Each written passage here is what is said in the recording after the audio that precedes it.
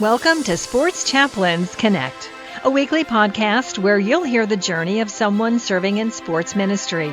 It's insight, wisdom, discernment, and encouragement for serving the men and women of sport. It's time to connect. Here's your host, Bill Houston. And Bonnie Bement, thank you for that introduction. Great to have you with us on the Sports Chaplains Connect podcast once again. And this time we go to the WNBA, and Reggen Melson is our guest. Reggen serves as part of the chaplain team with the Indiana Fever. And Reggen, thanks for being with us. Really appreciate your time. Thank you for having me. Hey, this is program number 50, so you're pretty special here. Sounds like fun. There you go. That's awesome. Hey, tell me about your team there with Indiana. You have a couple other folks who serve with you, so help us see what that looks like for the Indiana Fever. Yes, so we have working alongside of me, serving alongside of me is Wanisa Dickerson. Mm-hmm. And I believe this is her 8th season. Oh, She's wow. right around that 7, 8, 8. Now, I want to say it's her 8th. I'm pretty sure it's her 8th. Okay. And she is, I don't know her official title on her day job, but she's wrote a book, a devotional. She loves teaching. She loves writing materials for ministry. So that's kind of what she does. Fueling the Faith. She had a podcast and a book on that. So. Oh my goodness. Okay. Mm-hmm. And then we have Reverend Dr. Ricky McCray. Mm-hmm. He is the pastor of the Way Church here locally in Indianapolis.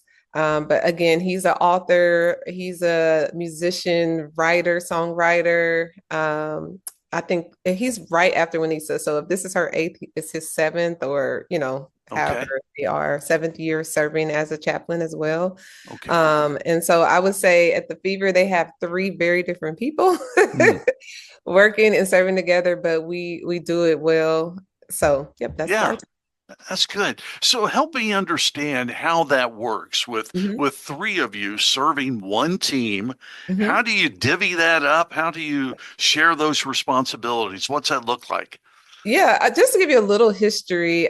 So I was invited in from, I think you might have talked to her maybe in the past. I'm not sure, but her name is Kathy Malone, but her maiden name is Kathy Sparks. Okay. Yes. Are you familiar with her? Very much. She was one of the original chaplains along with Dr. I can't remember her first name, but I know her last name is Warlaw. Okay. Warlaw. They were both the original chaplains for the Fever. So was this our 26th season? Kathy served, she retired at her 20th year, and Minister Warlaw, retired sometime before that. But so Kathy asked me to come on as a chaplain because Minister was sick. She had breast cancer. Okay. And so she asked me to actually just come in and kind of help just those times when the Mrs. Warlaw couldn't get there. And so I kind of did that. And so I watched how just the 2 of them worked together.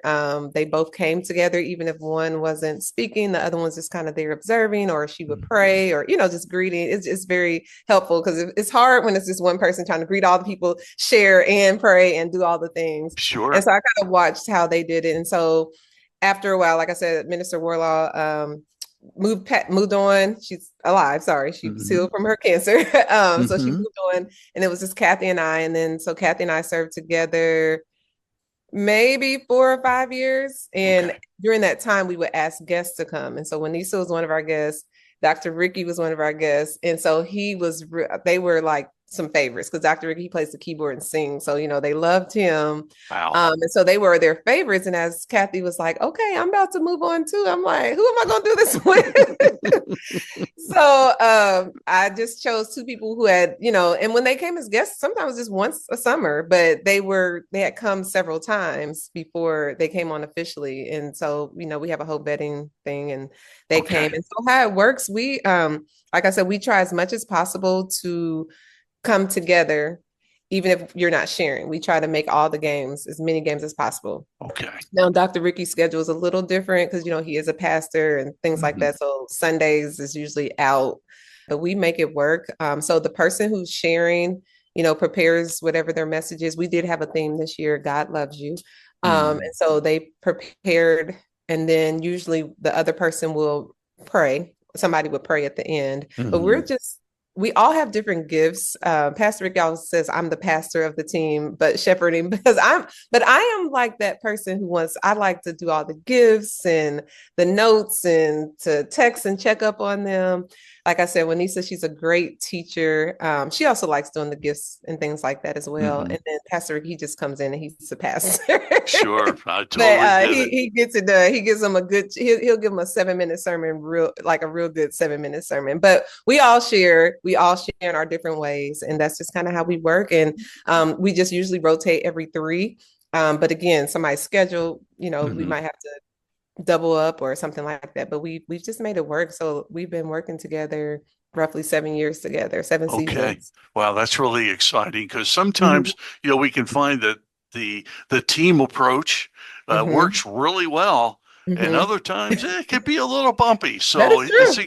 yeah, it's exciting to hear that you guys work so well together. Yes. Now, do Yes. you have an athletic background yourself? I do. I do. Okay. So I played girls basketball in high school. I ran cross country, played basketball, and Hmm. ran track. But I Okay. went to college on a basketball scholarship, Wright State University in Dayton, Yes. Ohio.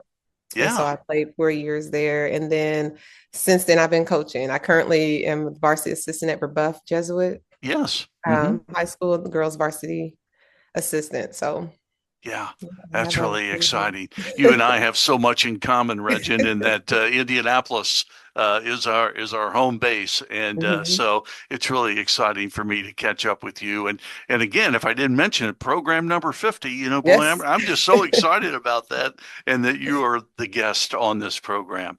Hey, I want to talk a little bit about this whole idea of handling disappointment as a Mhm. team chaplain. We know that athletes go through the ups and downs, the highs and lows. But you know what? Team chaplains do as well, don't they? Absolutely. Yeah. So I'm going to throw some scenarios Okay. at you, and I just want to get your feedback on that. Okay. So I'm excited to hear. So let's begin with the obvious one. We only have 1 or 2 people show up for chapel, or no one shows up. Yeah. How Yeah. do we work through that? Yeah. That's a good one. And we actually have been very fortunate. When I stepped in with Kathy, we had Tamika Catchings was still on the team. Yes. And she was a great leader. And so from all I ever knew was Fever had full chapels, at least from the team. Like we had 6, 7, Wow. 8 players all the time. We always had a whole lot of players coming in because of her leadership and just sharing. And they wanted to be there. She didn't make them come, they wanted to be there. So Yeah. my experience was our chapel was full, people showed up. Hmm. Um, and then Tamika retired. Right. And they still showed up, but then the team started changing. We got new coaches. And also, kind of during that time, so they were still kind of coming because Tamika had set like a good example. So we still had some vets on the team that kind of still spearheaded people attending. And then the Pacer Sports and Entertainment, they wanted to, did some renovations. Hmm.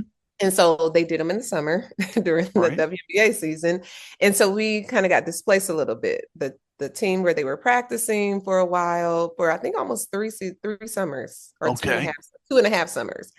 And also we had coaches changes, player changes, and our numbers, like not just people in the building, even our chaplain goers numbers dropped. Oh boy. And so that was the first time I had experienced like, oh, are we going to get somebody in here?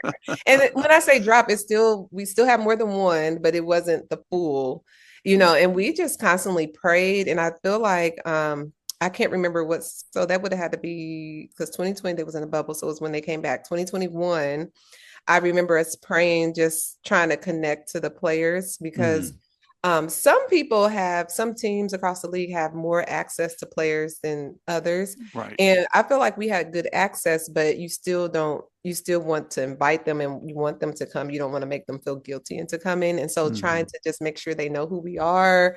Like I said, the coach was different. So we didn't, our experience, we didn't have like a direct contact Hmm. to like, hey, let your players know. And Sure. so it was disappointing for a little bit. But I know for us, like we would say, if it's just one, because I feel like 2020 helped us because when they were in the bubble or the wubble, they call it, Hmm. Sure. we did chapel a little differently because we do chapel together. usually, but during that time, which was crazy, they made them do chapel separately, even though they went to play on the basketball court How literally about an that? hour Wow. later. Wow. So we had to do a Zoom first 10 minutes. However, the team set it up, we would do our team first and then the next team next. Nice. And so the numbers, we kind of lost some people in that. And then when they came back, but we said if one person shows up, that's who we're there to serve, Right. And so there were times where there was 2 or 3 people in chapel, and that could be kind of disappointing because you do all this prepping and you get excited, and then you're like, okay, God, but this is for that one person. That's it. And That's so it. I feel like as a team, we did really well just staying prayed up, making sure we pray for each other, make sure we pray for the ladies. If we did get an in on someone, just letting them know, like, just encourage your teammates, this is something they want. And we just kind of prayed for each other because, like I said, it wasn't only disappointed that our numbers were down, it was disappointed because we were like displaced. We weren't, when we were at the fairgrounds, we were in a place where the people could just come through the door right in the middle of because we were just in a hallway. Right. So we had chairs, but somebody could just walk in the middle and we didn't know. We're like, just trying to like, oh, 7 minutes, please. But actually, and then, so one of the things as chaplains, we try to make sure we are serving everyone. And so we get to know the security guards and stuff like that. And they get to know us. And so it's like, we're about to have chapel. And they're like, I won't let nobody come through. It's like, so when you're nice to people, they're nice to you as much as possible. Of course, they can tell everybody no, but as much as possible, they're like, they would try to hold that door for that second. But then somebody might be getting an interview. They had a curtain, and then somebody was getting an interview right on the other side of the curtain. So it was just that time where we're like, okay, God, just use us how we're supposed to be used. Right. Even in this time of getting moved around. And then also during that time, one of our old players who played with Tamika came as an assistant coach. And she comes to chapel. And so things started kind of changing around again. That's so good. So I would say just praying and staying positive and knowing that it's not about, being seen, but we want to make sure we have people to serve. And so just being positive during that time. Not about the numbers where 2 or 3 are gathered, right? Yes. There you go. All right, you mentioned coaching. Let's talk about that for a second. Okay. A new coach comes in. They're not terribly excited about the whole chapel thing. Yes. How do we work through that situation? Yeah, so we've experienced that as well. We actually even not naming any names. So we actually had a player that was a chapel goer, and her coach encouraged her to start. She needed extra shooting. And she changed her time because I don't know if you guys know, but during the WNBA, like they have separate shooting time before the game where maybe 1 or 2 shoot together. So just for people that understand the context. But and she changed her time, and the available time was during our chapel time. And she stopped coming. And it was kind of disappointing. But one of the things, and I thank God for that relationship, and me and this player still have a really good relationship. What I started doing was writing her little notes and sending it to her. And eventually she gave me her phone number, and then I was able to text her and just like, I'm encouraging. And she was like, it's not that I don't, and she would see us because the training room, our old room, the training room was right down the hall from the chapel. And she'll stop. She's like, it's not that I don't want to come. I just have to shoot. I was like, we get it. We love it. I was like, there's no judgment, because I know there's a lot of people who love God, and game day is not, for whatever reason, they don't want to pause. Everybody has their routine. Sure. And so we never judge. We never make them feel bad for not coming. And so that was one of the things we had to do. And we just try to stay connected to her, which we did. And we see her, we'll grab her, hug her, give her a quick prayer, push her on, and send her notes and things like that. And so we also, like I said, when we give the players like a little welcome gift, whatever, we give them to the coaches too. So we're trying to plant seeds, letting them know, like, we're not here to disrupt your team. If you want to be a part, you can. If you don't, we don't, we just letting them know we're just here as a support. And the last few years has been a blessing with having that assistant coach around, and the assistant GM. She's been very helpful.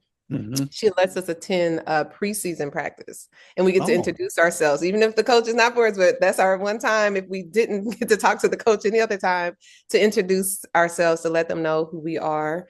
And so that's been very helpful so we've had 2 new coaches in the last couple of years. And they've allowed us to just kind of talk to them, and they know who we are. And that's how we kind of bridge that gap. Beautiful. Beautiful. I love it. I love it. All right, let's talk about those who have to raise financial support. for their ministry, and that can be really stressful. Yes. Have you had to experience that at all, or know someone who has? I know people who have. So with Mm-hmm. all of us having we don't do sports ministry full time. Mm-hmm. It's we don't necessarily raise money. We have that's always part of our strategic plan is to try to figure out, okay, who's going to do this, who's going to do that. Dr. Ricky's been really helpful with us with that, getting us some support. Right. But we most of the time during our season, we pay everything out of pocket, and we just praying Mm-hmm. to God. Like I'm just like, God, I know you see what we're doing. Please help us. We try to get some things donated. We've had books donated to us and things like Mm-hmm. that. That's been helpful. But for us, it's part of like what we want to do. We like that we get to do this. And Mm-hmm. so we've all kind of like dedicated, we split the cost. And like I said, Dr. Ricky has had some over the years. Sometimes we'll get someone to donate, a few Mm-hmm. $100s. Right. But I do know other people that do that and they have to spend that time that do it full time or part Mm-hmm. time, but they still raise money and they're looking for Right. donors and people to sit down and talk with. And that's always at the top of our list. And we just ask God to just kind of That's right. help us along that way. And he always supplies. Yeah, if he Yes. calls us, he supplies and Yes. helps us get Absolutely. there. All right, how about this area? And this will kind of be our final, but Okay. they're feeling exhausted, burned Hmm. out, maybe feeling that, Lord, maybe my time here's done. Yeah. Yeah, how do they work through that? How should they approach that? Well, I would like to kind of just tell my own personal, just a little bit, Mm-hmm. because I feel like with that, when your time is done, there's also that feeling of maybe feeling like you're inadequate or not prepared for the position, because you kind of got to start there before you get there. Mm-hmm. And I know for me, when Kathy asked me, because people all the time like, "Are you a minister or you this?" I'm like, I did not go to seminary. I'm Mm-hmm. not a minister. And my biggest thing is I say I love God and I love people and I love Mm-hmm. basketball as well, so that's helpful. Yeah. I love women's sports. I'll say Mm-hmm. that. And so that was very helpful. That was my leading thing to get me kind of in the door. Like, okay, Mm-hmm. God, I don't know if I'm supposed to be here. And then I would watch these seasoned chaplains share, and I'm just like, I can't do it like that either. So now I'm like, I don't have all the pedigree, and then I can't talk like her or I can't pray like her. And Mm-hmm. then, but it took a couple years for me to kind of figure that out. Like, okay, God, you gave me something special. This is the way Right. you want me to do it. And Reggie, you got to be confident that this is how you do it. And Yes. so God has been very gracious. Like every summer, I'm just like, you still got me doing this because I don't know if I'm the right person. It starts there. So first, being able to, ask God to just show you what your gift is and how it's supposed to be used during your sports chaplaincy experience. Right. And then I feel like there's a time watching Kathy. I watched her do it very well. I was surprised she was ready to let go after 20 years. She Right. started something, but her life had changed. She was married and they had older children. So now they're having grandchildren and things like that. So she wanted to, have her summers. She needed, because she Sure. works full time. So she needed that time to be able to be with her family, which I understood. And so I watched it. I think she did it really well. She planned it. She kind of knew, okay, on this season's gonna be my last season. I know that's what, Mm-hmm. and we really try to make it special. Again, that's my ministry, like had the balloons, had our leader fly in, all the things, just to kind of really mark that time. But I think you really, just like when you're praying and asking God, like, if this really for me, I think you Mm-hmm. also pray and ask God, is this my time? When do I step away? If I come in this capacity, like what's next? I think Kathy serves as she's a prayer leader. So she prays for chaplains. She still serves Okay. in the Sure. capacity of praying for a team. She prays for the Fever and maybe another team, I think. Okay.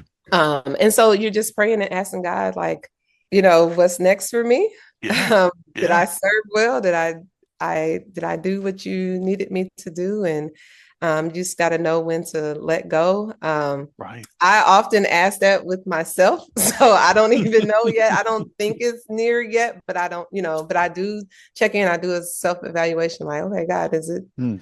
isn't close, or is this something you still want me to do? My children are 16 and 12. Okay. Very from early on, they came with me to chapel, and then things kind of changed in the organization where they don't allow extra people to come in as often. But my kids, so for my daughter from 3 to 12 to 13, 14, she was coming to chapel. Wow. And my son, he would sporadically want to come. And so that was Yeah. something we did as their mother. They could see me sharing Christ, because I Wow. want them to understand this is something you do. This is Yeah. the capacity I did it. This is might not be how you did it, but it was very enjoyable for me to have that so they can see, some ways you can share Christ, and it's not always just in church or Wow. yeah. Wow. So Oh, so good. I hope that was helpful. So helpful. My goodness. Okay. Yeah, I think we could spend a couple hours talking about some of these things Yes, you because, could. there is disappointment and we have to work through that. And the Lord certainly wants to help us do that as He's called us to this very unique area of ministry. So, well, what's the off season look like? You have an opportunity now not to hear the balls dribbling and the shoes squeaking. Well, the fall for me, I still hear shoes squeaking and balls bouncing because yesterday was the first day of girls basketball here in Indiana. There you So go. I still hear it. So now I'm serving as a coach. But as a chaplain, that never stops. As much as I can throughout the season, I'm trying to connect to players. I still stay connected to players who have moved on to other teams. So for Okay. me, it's sending texts, sending prayers, sending calls. We have a couple overseas, checking in on them. And then we're always planning for next season. Like, what's that going to look like? I have a theme kind of going in my head for next season. And so it's just always prepping for that. But then for me, I try to take those experiences I have as a sports chaplain for the WNBA for the girls as I coach. Now it doesn't look the same. I don't go an hour and have I'm constantly telling them, principles of how that works in their spiritual faith. I coach at a Catholic school, so you can kind of use your faith kind of openly there. So I can kind of talk freely in a way, not everybody there is Catholic, not everybody there is Christian, but we can talk about our faith. That's actually part of the school's mission. Nice. So I definitely try to make sure I use those skills when kids are down, ask them like, well, would you like to pray? Or I just give them an encouraging word, and it might be faith, but they know where I'm coming. They know we unfortunately had a student that had committed suicide a couple of years ago. And I just told coach, like, when we talk to them, I want to talk to them. And I came straight from the Bible. Like at that moment, it wasn't trying to skirt it. They knew exactly where I stood on that, and just trying to help them see that through. So that's what I do in the off season. Yeah, your off season still very busy. Well, Reggen, we appreciate your time so much, and thank you for what you're doing with the Indiana Fever. Thank you for what you're doing there at Brebeuf with the high school athletes. And we just continue to pray, God's richest blessing on you and your family. Thank you for your time. And I hope we can do this again sometime. Be great to catch up maybe with your whole team. That would be great. I think they'll love it. Or even if you do it separate, both of them have two very unique stories where you could pull different things from. Beautiful. Great people to talk to. All right. God bless in all you do. Thank you for your time. And we'll be watching the Fever come a new season. You guys had a great year this year, despite a lot of injury, a whole lot of going on there. But we'll be looking forward to seeing just how the Lord leads in your ministry. Thanks again for your time. Thank you. Thanks for listening to Sports Chaplains Connect. Be sure and invite a colleague to listen in, and by all means, let's connect. Give us your thoughts on the podcast. Drop us an email at sportschaplainsconnect@gmail.com. That's sportschaplainsconnect@gmail.com. We'll see you next week when Sports Chaplains Connect.